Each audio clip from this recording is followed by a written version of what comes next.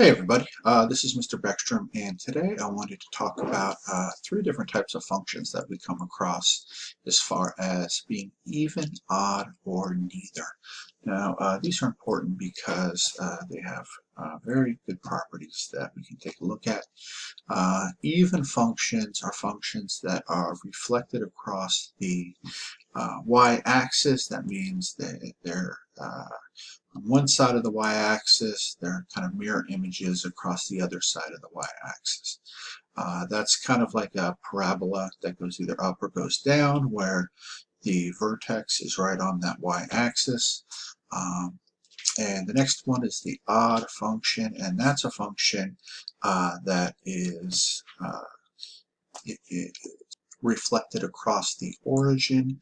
That means for every value x, y, or every point positive x, positive y, there's also a point of negative x, negative y.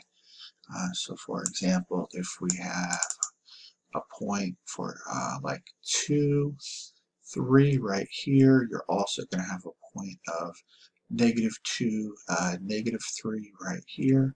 So it's kind of just reflected right across that origin. You can draw a point right here, right through the origin, the same distance that way. And we'll take a look at one of those functions as well. And then the most common type of function that we'll come across is one that's neither odd nor even. It means it has neither one of those properties. It's neither reflected across the y-axis nor the origin. So let's take a look at these three functions, and we're going to find out mathematically how to tell if these are even, odd, or neither. And the way we do that is we're going to take it, we're going to replace the x with a negative x, and we're going to see if we either get the same function back, which means that the function is even, or if we get a negative version of the same function, in which we know that it's odd, or we're not going to either get the same function or a negative version, in which case it is neither odd nor even. So let's do this. So once again, mathematically, we're going to see this. So if f of negative x, like this, that means we replace x with negative x. If that is equal to f of positive x, that means the original function, then we're even. We're an even function. That means the graph is, or the curve is reflected across the y-axis. If f of negative x, that means we replace the x with a negative x, is equal to the negative version of the original equation. So negative f of x, and we'll look at one of those. That means the function is odd. That means it's reflected across the origin like we just talked about. And finally, if it's neither even nor odd, then we say it is neither. So looking at this first function here, let's first we're going to check to see if it's even, and then what we're going to do is we're going to factor a negative out and see if we get the original function back, and then if we do, then that means it's odd, and if we don't, at that point we know that it is neither. So we're going to take this first function here. This is the first one we see there, and we're going to replace that x with a negative x. So remember, we're looking at, we'll call this number 1 here. So I'll call that number 1 over here. All right, so when we do that, we're going to get 3. Replace that x with a negative x squared plus 5. All right. Now, knowing the order of operations, we square it. We apply the exponent before we do the multiplication. So that's going to be negative x times negative x is just x squared, right? Because a negative times a negative is a positive. So this is equal to 3x squared plus 5. And notice that we actually got back the original equation here, the 3x squared plus 5. So that means that this function is even. And it means that, and I'm going to graph it right over here, if we do the function 3x squared plus 5, as you can see, I'll drag it down here, it is a reflection across that y-axis. So if you act like the y-axis was a mirror here, we have the same image to the right of the y-axis as we do to the left. So any value to the right, you could draw a horizontal line straight to the y-axis and then go that distance to the left, and you have a point over there as well. And you can do that for every single point on this curve. All right, put that back over there. Now let's take a look at the second point here and see what happens with that. So once again, we're going to go ahead and replace our x with a negative x. Now don't forget, f of x is the same thing as y, so it might be looking at a little bit confusing, but we can interchange those two things, the f of x and the y, as much as we want. All right, so f of negative x is equal to 2, and we're going to replace the x with a negative x cubed minus 4, and we have to replace that x with a negative x as well. Oops. Negative x. All right. Now, negative x times negative x times negative x, that's what negative x cubed means, and we apply that exponent first. Well, negative times a negative is going to be a negative, because negative times a negative is a positive, and then positive times a negative is a negative. So that's going to give us negative 2x cubed, right? Because we just pull that negative out to the front. And then a negative 4 times a negative x, that's a positive, so plus 4x. All right, so we've distributed everything and applied the negatives, and we do not get this original function back, so we know that this is not an even function. So the next step, what I'm going to do is I'm going to pull a negative out. So that means I just pull the negative out, and I'm going to change, when you pull a negative out, that changes the sign in front of each one of those terms.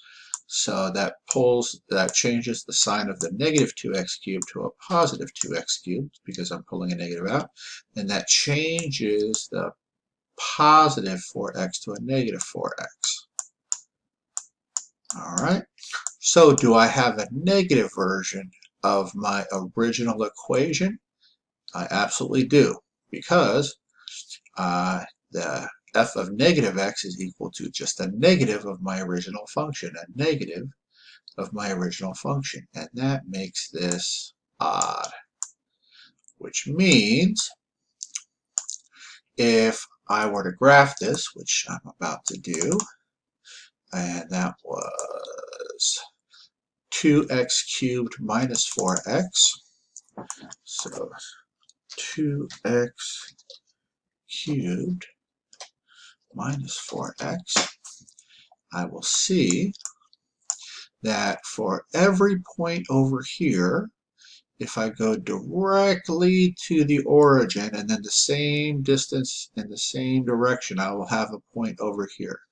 For every point, so for example, this is about 1.6, 1.9, I should also have about a negative 1.6, negative 1.9, which I do.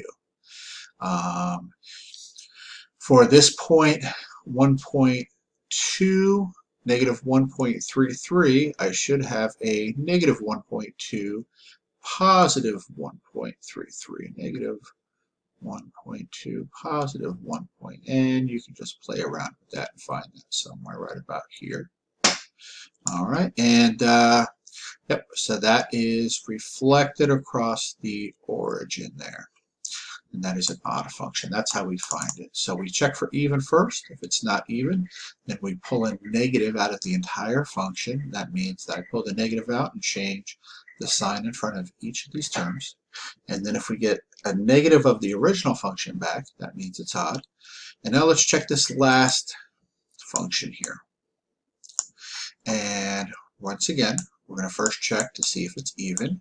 So we're going to look at f of negative x, where we're going to replace the x with a negative x, so this becomes negative, and replace that x with a negative x squared plus 2 times negative x. Alright, and that's going to be equal to, alright, well, negative x squared is just x squared, because negative times a negative is a positive, and then positive x squared times a negative here becomes negative x squared, and then 2 times negative x is minus 2x. That should be a better pot. Alright, and this is not the same as this, because that's negative x squared plus 2x. This is negative x squared minus 2x, so not even. So now I'm going to check to see if this is odd. So I pull a negative out of the whole function, and then I change the sign in front of each one of these terms. That becomes a positive x squared plus 2x. And this term is right, but this term is wrong, because this is a positive x squared now, and that's a negative x squared. So this thing is neither odd nor even. So I'm going to write neither. And then when we graph this, this is negative x squared plus 2x. So let's go ahead and graph it. Negative x squared, negative x squared plus 2x. And you should see this is a downward opening parabola, but this is not even or odd. So if it was even, if you start here and you go this direction horizontally, you should have a point at the same distance going again, and you don't have a point right here. So it's not even, and if you were to start at a point here and go to the origin and then go that same direction, that same distance, you should have a point over here, which you don't. Therefore, it's not odd. So that is how you find whether a function is even, odd, or neither. Now I'm going to give you a nice little tip here when we're talking about polynomials. And a polynomial is set up like this, where we have a function where we have x terms and constants, where x is to positive integers or 0.